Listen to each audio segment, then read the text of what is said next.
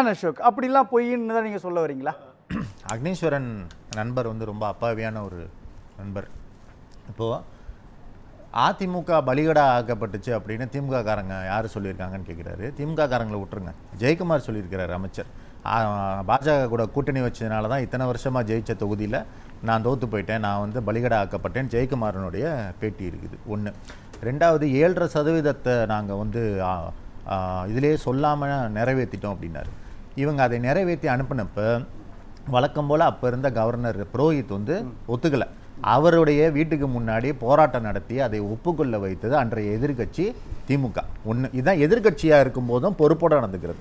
இன்றைக்கி ஒரு ஜனநாயக விரோதமான ஒரு விஷயத்தை மகாராஷ்டிர முதலமைச்சர் மதுரையில் வந்து பேசிட்டு போயிருக்கிறாரு. நீங்கள் திருப்பரங்குன்றத்தில் இவருக்கு ஓட்டு போட்டிங்கன்னா இவர் போய் மோடிட்ட சொல்லுவார் உங்களுக்கு மெட்ரோ வரும்னா. இதை விட ஒரு ஜனநாயக அயோக்கியத்தனம் ஏதாவது இருக்குமா? நீங்கள் ஒன்றிய அரசு இருக்கீங்க, நீங்கள் வந்து 20 லட்சம் பாப்புலேஷன் இல்லைன்னு என்னென்னவோ காரணம் சொல்லி இன்றைக்கு வந்திருக்கு. இன்றைக்கு ஒன்றிய அரசு மாநிலங்களுக்கு ஒதுக்கி இருக்கிற இன்ஃப்ராஸ்ட்ரக்சருக்கான நிதியின் பட்டியல் வந்திருக்கு. அதில் முதல் 10 இடங்களில் கூட தமிழ்நாடு இல்லை. இத்தனைக்கும் தொழில் வளர்ச்சியில் முதல் 2-3 இடங்கள்ல தமிழ்நாடு இருக்குது. எலக்ட்ரானிக் எக்ஸ்போர்ட்ஸில் தமிழ்நாடு இருக்கு. இன்னைக்கு இரட்டை இலக்க ஜிடிபி இருக்கு. இதெல்லாம் எதிர்த்து இந்த புள்ளிலாம் திமுக ஆட்சியை மீண்டும் வருவதற்கான உறுதிப்படுத்தும் ஏன் உறுதிப்படுத்தும் அப்படின்னு சொல்றேன்னா, இப்போ நம்ம எதை பற்றி பேசிகிட்டு இருக்கிறோம்? 2026 யார் அரியணைக்கு வருவது? அரியணைக்கு ஒரு மக்களாட்சியில் மக்கள் தான் அரியணைக்கு வருவாங்க. அது வந்து கட்சிகள் ஆட்சிக்கு வருமே தவிர அரியணை என்பது மக்களுக்கு. ஆனால் திமுக வந்தால் தான் அரியணை என்பது மக்களிடம் இருக்கும். அதிமுக வந்தால் அரியணை என்பது டெல்லி கிட்ட போயிடும், பாஜகவிடம் போயிடும். இன்றைக்கு நீங்கள் ஒரே ஒரு விஷயம் கேள்வி அதிமுக வச்சு மக்கள் எல்லாருமே கேட்குறாங்க. நீ உன்னுடைய கட்சியை அடகு வைத்து விட்டாய், அட்லீஸ்ட் அதை வச்சு ஏதோ தமிழ்நாட்டுக்கு 2 நல்லது பண்ணி கொடுக்கலாம்ல. மதுரைக்கு மெட்ரோ தர மாட்டேங்கிறான், நீட்டு பிரச்சனை பண்றான், ஏதோ ஒண்ணு கேட்கலாம்ல. நீங்க என்னெல்லாம் இல்ல சார், அவங்க நீட்ல 7.5 ரிசர்வேஷன் கொண்டு வந்து அதுக்கு ஒத்துக்கலையே காரணம் நாங்கல்ல போராட்டம். 11 மருத்துவக் கல்லூரியை கொண்டு வந்திருக்காங்க. மத்திய அரசோடு அவங்க முரண்படாம நேசத்தோடு பல திட்டங்களை கொண்டு வந்தாங்களே.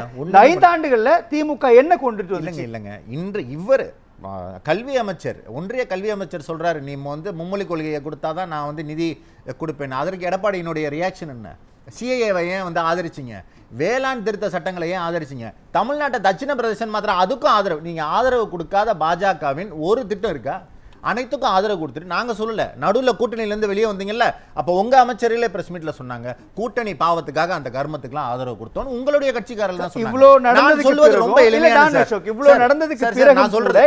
நடந்ததுக்கு பிறகும் கூட இறுதியா ஒரே ஒரு விஷயம் சொல்லிக்கிறேன் சார். மக்களுக்கு ரெண்டு ஆப்பர்ச்சுனிட்டி இருக்கு. இன்றைக்கு ஒன்றிய அரசு என்பது தமிழ்நாட்டுக்கு தமிழர்களின் இருமொழி கொள்கையிலிருந்து எல்லாத்துக்கும் எதிராக இருக்குது. கீழடியை கூட நம்ம போராடி தான் கொண்டு வர வேண்டியிருக்கு. அப்போ மக்களுக்கு 2 ஆப்ஷன் இருக்கு. ஒன்று, அதிமுக பாஜக கூட இருக்கு. நாங்கள் பாஜக கூட இருந்து உங்களுக்கு தேவையானதெல்லாம் செஞ்சு கொடுக்குறோம், செஞ்சு கொடுத்துருக்கலாம். ஏதோ அந்த மாதிரி உங்களுக்கு ஒரு ஹிஸ்டரி இருக்கு, 2-3 செஞ்சு கொடுத்துருந்தீங்கன்னா மக்கள் உங்களை நம்பி இருப்பாங்க. பாஜகவுடைய கொள்கைகளோடு அதிமுக ஒத்து போகுதுன்னு எப்போ சொன்னாங்க? எப்ப சொல்லணும்? உங்களுடைய செயல்பாடு காட்டுது சார். இல்ல எதுல செயல்பாடு இல்ல எதுல சொல்றேன். நீங்க எந்த இடத்துல பாஜக எதிர்த்தீங்க சார்? பாஜக என்னத்தை சாதிச்சீங்கன்னு சொல்லுங்க. நாங்க நீங்க இரட்டை இலக்க ஜிடிபி கொண்டு வந்திருக்கோம். இப்படிப்பட்ட ஒரு ஒன்றிய அரசு விலைவாசி உயர்வு சரியா? பாஜகன்னு சொல்லியே தேர்தல் நேரத்துல இன்டர் பண்ணல.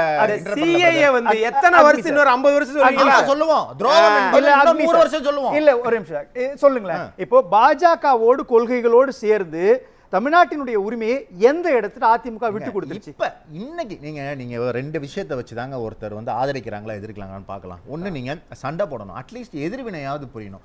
இப்ப முந்த நாள் ஒரு செய்தி வந்திருக்குது, சிபிஎஸ்சியில் 6ஆம் வகுப்புல இருந்து 3வது மொழியை கட்டாயமாக்க போறோம். எடப்பாடி அதை பத்தி வாய் திறந்திருக்கிறாரா? நீங்க எதை பத்தியுமே பேச மாட்டீங்க, கூட்டணியில இருக்கிறீங்க. ஏதாவது ஒண்ணு சொல்லுங்க.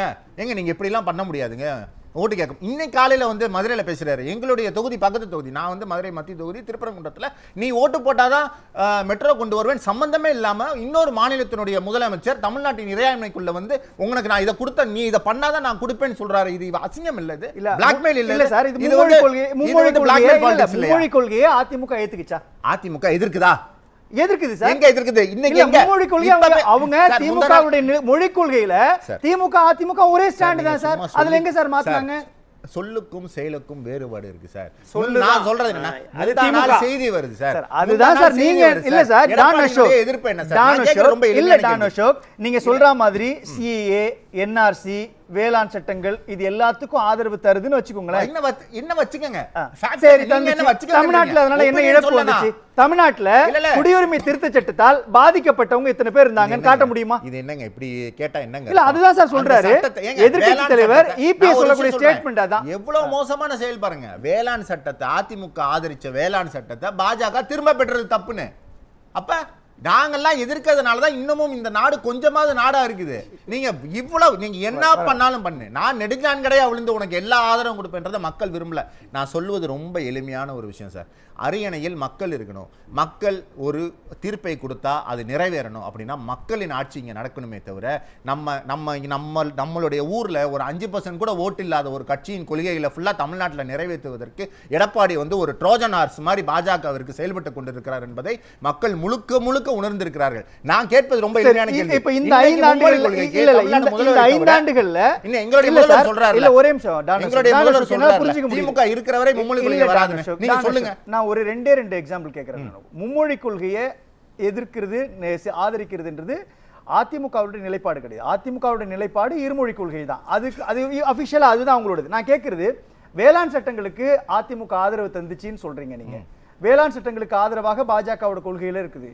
சிப்காட் விவகாரத்துல திமுகவோட நிலைப்பாடு என்னவா இருந்துச்சு? விவசாயிகள் மேல குண்டாஸ் பதிவு செய்யப்பட்டுச்சு இல்லையா? அப்படிப்பட்ட ஒரு வரலாறு வேளாண் சட்ட போராட்டத்திற்குள்ள நடக்கலையே. நீங்க எது சம்பந்தமே இல்லாம ரெண்டு விஷயத்தை சேர்த்துட்டு இல்ல 5 ஆண்டுகளுக்குள்ள நடக்குது. ஒரு அரசு அது பாஜக ஆதரவா? இந்த அரசின் மீதான விமர்சனங்கள் இருக்கா? நீங்க தாராளமா இந்த அரசை வந்து இந்த அரசை வந்து விமர்சிக்கலாம். ஆனால் ஒன்றிய அரசுக்கான கண்காணி போல தமிழ்நாட்டுல நான் செயல்படுவேன். நீங்க என்ன சொன்னாலும் நான் எங்க செயல்பட்டு இருக்காங்க?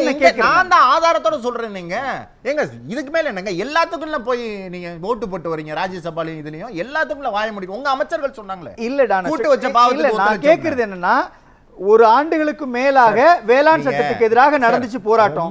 இல்ல ஒரு ஆண்டுக்கு மேலாக வேளாண் சட்டங்களுக்கு எதிராக போராட்டம். ஒரு விவசாயிகள் மேல குண்டாஸ் பதிவு செய்யப்பட்டுச்சு. அங்க எத்தனை பேருங்க சுட்டாங்க, எத்தனை பேருங்க அடிச்சாங்க, உள்ளே நுழையாம சமூக நீதி அரசாங்கம் டான் அசோக். சமூக நீதி அரசாங்கத்துக்குள்ள எப்படி அடிச்சு பண்ணாங்க, பிளாக்கேஜ் போட்டு அடிச்சாங்க. நீங்க சம்பந்தம் இல்லாம ரெண்டு விஷயத்தை ஒப்புறீங்க. நான் கேட்கறது ரொம்ப சிம்பிள். நான் கேட்பது ரொம்ப சிம்பிள். எல்லா கவர்மெண்ட்லயுமே பிரச்சனை இருக்கும், மக்கள் பிரச்சனைகள் இருக்கும், அது தனி. நான் சொல்லுவது என்னன்னா இங்கே மக்களின் தீர்ப்புக்கு எதிராக ஒன்றிய அரசு செயல்பட்டுக்கிட்டு இருக்கே. உங்களுடைய எதிர்ப்பு எங்க? முந்தா அனைத்து மும்மொழி கொள்கை 6வது வரைக்கும் கொண்டு வருவோம்னு சொல்லியிருக்கேன். தேசிய கல்வி சட்டத்தை கொண்டு வருவோம்னு இது சொல்லியிருக்கிறேன். இதை வந்து எடப்பாடி எங்க எதிர்த்திருக்கிறாரு. நீங்க எதுக்குமே எதிர்க்க மாட்டேங்கிறீங்களே. இங்க நின்னுட்டு என்னவோ பேசிட்டு இருக்கீங்க, நாலாந்திர பேச்சாளர் மாதிரி. அக்னி சார் நீங்க தான் பதில் சொல்லணும். திமுக தான் ரேஸ்ல முன்னணி வருது அப்படின்றதுக்கான புள்ளியா நீங்க எதெல்லாம் சொல்லுவீங்க? நீங்க மக்களுடைய நம்பிக்கையை இந்த அரசு காப்பாற்றி இருக்கிறது. இவர் வந்து வாக்குறுதியை நிறைவேற்றினாங்க. இன்னைக்கு சாதாரண கூகுள் சர்ச் சொல்ல 85% மேல வாக்குறுதிகளை திமுக அரசு நிறைவேற்றிருக்கிறது. ஒண்ணு. ரெண்டாவது, இன்றைக்கு அகில இந்திய அளவுல இல்ல நீங்க அவர் வந்த உடனே பிடிஆர் மேல போய் சொன்னாரு. இவர் நான் சொல்றத போய்ங்கிறாரு. இவர் பிடிஆர் நியூஸ் கார்டை வாங்கி எப்படி கூகுள் சொல்லுச்சான்? அது எந்த கூகுள் இப்படி ஃபேவரா சொல்லுது? Republic channel. சரி கேளுங்க. இது இவங்களா கொடுத்து அப்படி புட் அப் பண்ணி போட்டு சொல்லுங்க. சரி அக்னிஸ்வரன் சார் ஒரு நிமிஷம் அமைதியா நீங்க பேசுங்க. இது போன்ற நிறைய விஷயங்கள் இன்றைக்கு மக்கள் வந்து ஒன்றிய அரசு இவ்வளவு கழுத்தை நிறுத்தும் தான் கொடுத்த வாக்குறுதிகளில் பலவற்றை முக்கியமானவற்றை இன்றைக்கு திமுக அரசு நிறைவேற்றிருக்கிறது. மகளிர் உரிமை தொகையிலிருந்து பேருந்து பயணத்திலிருந்து இன்றைக்கு நான் முதல்வன் திட்டத்திலிருந்து என்ரோல்மெண்ட் ரேஷியோவை மிக அதிகமாக கூட்டியிருக்கிறது. ஜிடிபியை வந்து இந்திய அளவிலேயே இல்லாத அளவுக்கு இரட்டை இலக்க ஜிடிபி வளர்ச்சியை காட்டியிருக்கிறோம். இது போன்ற தரவுகளின் அடிப்படையில் மக்களை இன்றைக்கு எங்களுடைய முதல்வர் அணுகி கொண்டிருக்கிறார். இன்னொரு பக்கம் அப்படியே யூட்டர்ன் எடுத்து இங்கே பார்த்தா நீங்க தான் சண்டை போட்டுட்டு விலகுனீங்க பாஜக கூட. பாஜகனால தான் தோத்தோன்னு உங்களுடைய அமைச்சர்கள்லாம் பிரஸ் மீட்டை கூட்டி ஒப்பாரி வச்சாங்க. இன்னைக்கு திருப்பி பாஜகவுடன் போய் ஐக்கியமாக இருக்கிறீங்க.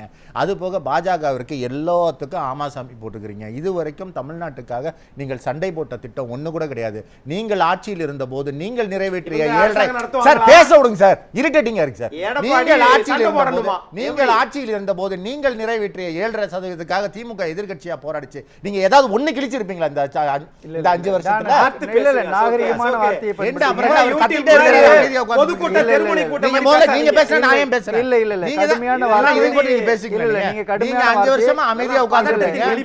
பேசுங்க டான் அசோக். அது மாதிரியான வார்த்தையை கேள்வி நீங்க வாய் தரங்க சார். நீங்க வாய் திறங்க. நீங்க அமைதியா உட்கார்ந்துகிட்டே இருக்கீங்க. நீங்க என்ன இல்ல இல்ல இது யூடியூப் சேனல் கிடையாது. இல்ல, தானே நீங்க சார். அமைதியா இருக்க கருத்தையே மாட்டீங்க. கருத்தியலால் எதிர்கொள்ளுங்க. நீங்க அமைதியா நீங்க இருக்க- நான் எப்படி இருக்கணும்ன்றதை பேசு. நீங்க ஜஸ்டிஃபை பண்ண முதல்ல கூடாது. பேச விடுங்க. தானே சார். பேசுறத தானே சார். குறுக்க பேசுறத நீங்க நீங்க இல்ல, முதல்ல இல்ல, கட்டுப்படுத்துங்க. நீங்க அந்த வார்த்தையை திரும்ப பெறணும். நீங்க இல்ல சார், ஒரு நீங்க விருந்தினரை அமைதியா- நீங்க அப்படி பேசக்கூடாது. சார், தானே நீங்க சார். நீங்க அமைதியா இல்ல, இல்ல, வேடிக்கை கண்ணியம் பார்ப்பது ரொம்ப அநாகரிகமா முக்கியம். இருக்கு. நீங்க வந்து உங்களுடைய வெளியில அநாகரிகம். போய் பிரச்சாரத்துல உங்களுடைய பேசுங்க. அநாகரிகம். இல்ல இல்ல சார், உங்களுடைய அநாகரிகம் தான் யாரோட என்னை அந்த அநாகரிகம்? வார்த்தைகளை பேச வைக்குது. நீங்க அமைதியா இருக்கிறது ரொம்ப இல்ல இல்ல தப்பு. உங்க ரெண்டு பேருக்குள்ள விவாதம் என்ன நான் ரெண்டு எப்படி பேருக்குள்ள உள்ள விவாதமா? அப்ப ஆமா. நீங்க எங்க இருக்கிறீங்க இங்க? என்னது? எங்க ரெண்டு பேருக்குள்ள விவாதம்? நாங்க ரெண்டு பேர் வீட்லயே உட்கார்ந்து பேசிட்டு இருக்கோம். தனிப்பட்ட முறையில அவர் எனக்கு நண்பர். இல்லங்க அவரும் நீங்க- கருத்திய இல்ல இல்ல நீங்க இல்லங்க திரும்பவும் சொல்றேன், உங்கள்ட்ட பொருள் இல்லன்னா நீங்க அவரை தனிப்பட்ட முறையில பேசக்கூடாது. தானே அசோக். அவரை நான் இல்ல இல்ல பேசல. நீங்க அந்த வார்த்தையை திரும்ப பெறணும். அந்த வார்த்தையை நீங்க எப்படி ஒரு மேடையில உட்கார்ந்து என்ன பேசுறீங்க? பேசின வார்த்தை? இப்போ நீங்க என்ன வார்த்தை அவர்ட்ட என்ன சொன்னீங்க? வார்த்தை சொன்னேன் அவரை?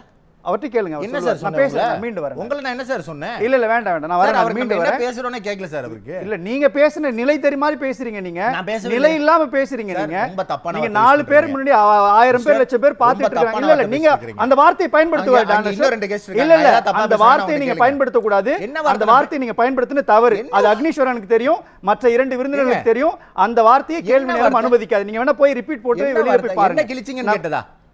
என்ன 5 வருஷத்துல என்ன கிழிச்சிங்கன்னு கேட்டா? இது வந்து அநாகரிகமான வார்த்தையா? ஆமா சார். இந்த வருஷத்துல என்ன மன்றத்துக்கு அநாகரிகமான வார்த்தை. 5 வருஷத்துல என்ன கிழிச்சிங்கன்னு? ஆமா அசோக். இந்த வார்த்தை அநாகரிகமான வார்த்தை. அதை ஏத்துக்காது மன்றம். நான் இதுல அக்னீஸ்வரன் சாரனுடைய ஒரு கருத்து தான் வந்து இந்த மக்களுடைய தீர்ப்பும் உறுதிப்படுத்தியிருக்கிறது.